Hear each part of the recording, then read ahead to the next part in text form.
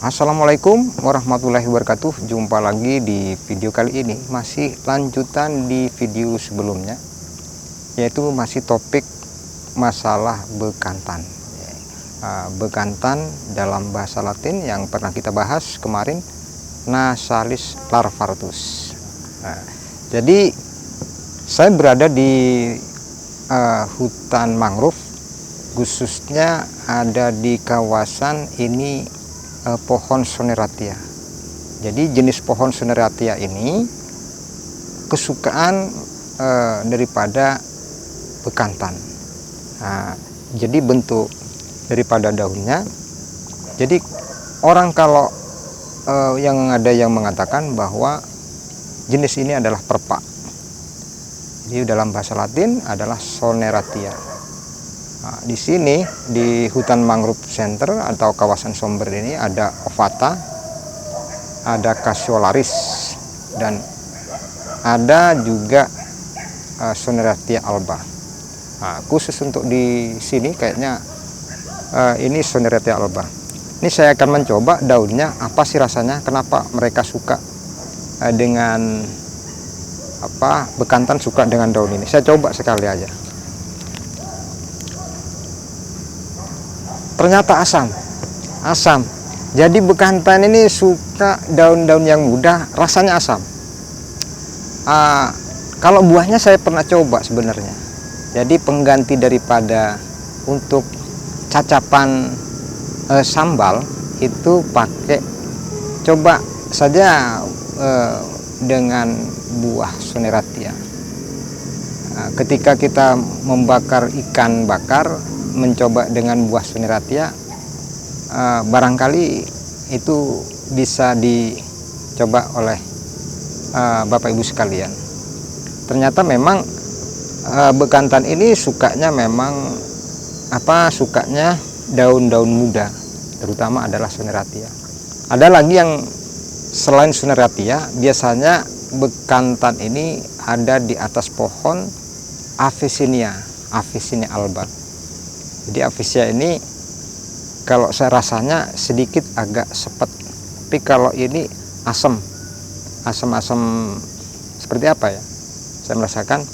Ternyata memang buah Soneratia ini buahnya juga setahun sekali.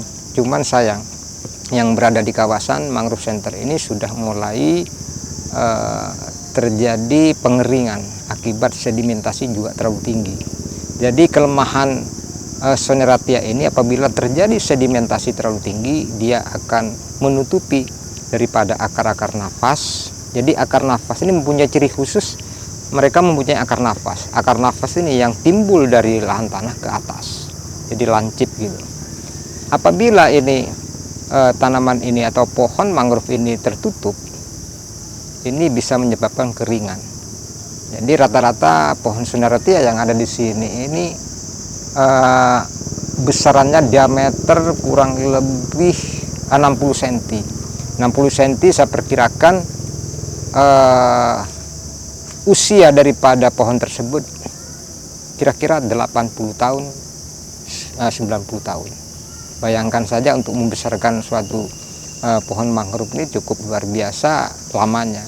Maka dari itu, karena ini memang habitatnya bekantan, jika pohon Soneratia ini punah, otomatis bekantan tersebut nanti akan berpindah, karena sifat bekantan tadi adalah sifatnya migrasi. Di mana ada sumber makanannya ada, di situ biasanya terdapat bekantan banyak. Dan ini adalah kelompoknya berbeda.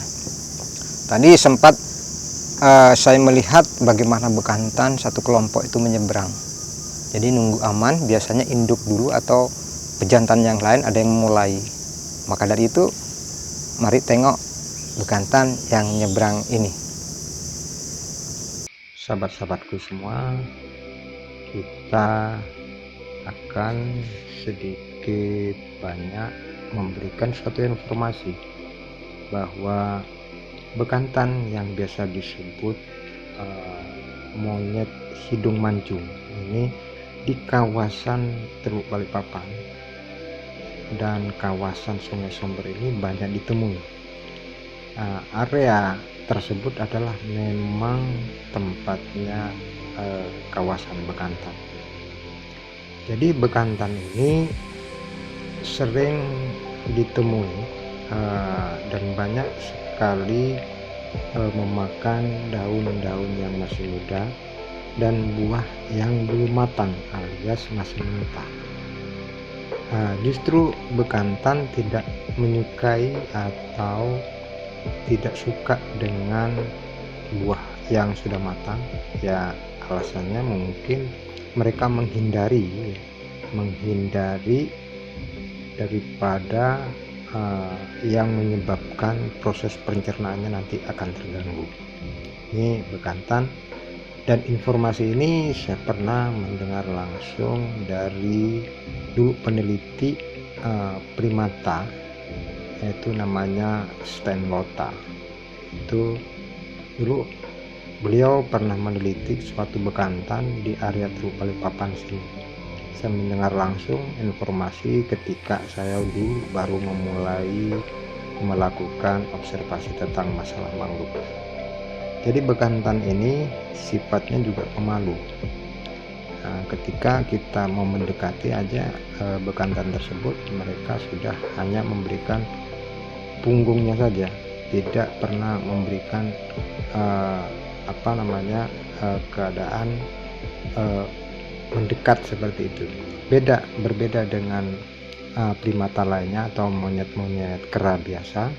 Jika merasa terancam, kalau kera biasa itu mereka akan mendekati. Namun kalau bekantan, mereka justru menjauh, menghindari daripada juga kebisingan. Justru mereka tidak suka dengan kebisingan. Dan hidup bekantan ini biasanya kan hidupnya berkelompok. Kelompok bisa sampai 10 sampai dengan 20. Dan rata-rata di dalam area satu kelompok ini biasanya ada pejantan yang pejantan ini ditandai dengan hidung yang besar. Jadi hidung besar bekantan ini juga mempunyai fungsi sebenarnya sebagai resonator, yaitu untuk menggeram bermacam-macam suara yang biasanya terdengar dari bekatan jantan dewasa. Karena untuk menunjukkan bahwa kejantanannya ini dengan auman suara geraman ini bisa memanggil kawanan keluarganya. Jika betina, hanya ciri khasnya adalah tidak sebesar hidung pejantan. Kalau betina ini biasanya lebih kecil daripada pejantan, karena bobot bekantan dewasa yang pejantan ini bisa antara 20 sampai dengan 30 kilo bobotnya. Jadi kalau yang betina ini lebih kecil bobotnya dibanding dengan pejantan. Jadi bekantan ini juga sering di kawasan Sungai Somber atau kawasan Teluk Balikpapan ini suka di tempat hutan mangrove yang kawasannya adalah tempatnya Soneratia atau rambai laut. Jadi rambai laut ini adalah makanan pokok daripada bekantan. Ketika juga daun-daunnya masih muda dimakan berlebihan, akan habis ini, sehingga pohon tersebut tidak mampu memproduksi daun kembali. Yang kedua juga akibat dari kematian dari pohon Soneratia ini akibat dari sedimentasi yang tinggi. Karena kenapa? Sedimentasi ini mempengaruhi dari pertumbuhan akar daripada Soneratia, karena akar Soneratia ini mempunyai akar nafas. Akar nafas ini bentuknya lancip yang mampu memproduksi daripada sumber kehidupan pertumbuhan daripada pohon Soneratia. Jadi akar Soneratia ini mampu memiliki kekasan tersendiri karena memang muncul akar nafasnya dari tanah. Di celah-celah akar ini terdapat rongga sebagai tempat pernapasan daripada pohon tersebut. Jika Soneratia ini banyak mengering, artinya juga bekantan ini bisa terancam dari kepunahan. Karena kenapa? Hutan di kawasan tersebut selain juga makan jenis Soneratia ini, bekantan juga bisa makan di area di hutan sekundernya. Dan yang unik lagi, bekantan ini pintar berenang. Karena kakinya juga ditandai dengan selaput yang mampu bisa berenang dengan sungai yang lebar. Namun ada hal lain yang membahayakan juga dari kawanan kelompok bekantan tersebut, karena memang bekantan ini adalah semacam primata yang menjadi ekosistem dari sumber rantai makanan makhluk predator lainnya. Musuh bebuyutan bekantan ini juga menjadi salah satu semacam musuh bebuyutan bekantan. Jadi selain bekantan ini mampu bisa berenang, kata lain adalah bekantan ini juga mampu bisa naik sampai dengan puncak pohon yang paling tinggi. Karena kenapa? Biasa dia suka dengan pohon-pohon yang sangat tinggi untuk keamanan daripada kawanan bekantan tersebut. Mungkin itu yang dapat kita berikan suatu informasi tentang keberadaan bekantan. Selanjutnya nanti akan di pertemuan berikutnya bagaimana perilaku bekantan ini ketika mengalami suatu luka, dan tindakannya seperti apa. Selama ini karena kita masih banyak berkoordinasi dengan Balai Konservasi Sumber Daya Alam Kalimantan Timur, yaitu BKSDA.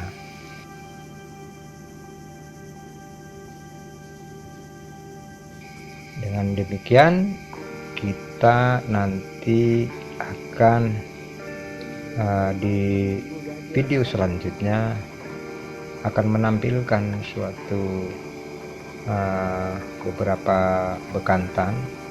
Mungkin menemukan bekantan itu dalam kondisi kritis atau kondisi yang pernah diserang binatang lainnya. Untuk itu sementara ini dulu yang dapat kita berikan kepada Bapak Ibu semua atau saudara-saudaraku, sahabat-sahabatku semua.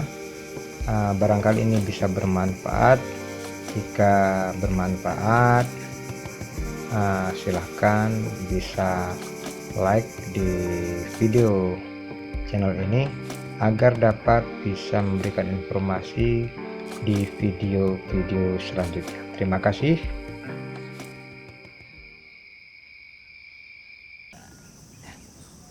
Baik Bapak Ibu sekalian, tadi kita sudah memberikan sedikit penjelasan tentang perilaku bekantan yang ada di hutan mangrove kawasan Sungai Somber, di mana yang sebelumnya kita berikan tentang ulasan bekantan termasuk anatominya, tapi di sini apa sih makanannya bekantan tadi sudah kita berikan beberapa hal informasi. Bekantan ini spesies endemik Pulau Kalimantan. Untuk itu sebelum mengakhiri pertemuan hari ini, jangan lupa dulu like and subscribe-nya sehingga kita bisa memberikan informasi-informasi habitat-habitat hutan mangrove di Kota Balikpapan maupun di Mangrove Center Geraha Indah di sekitaran Sungai Sombre ini.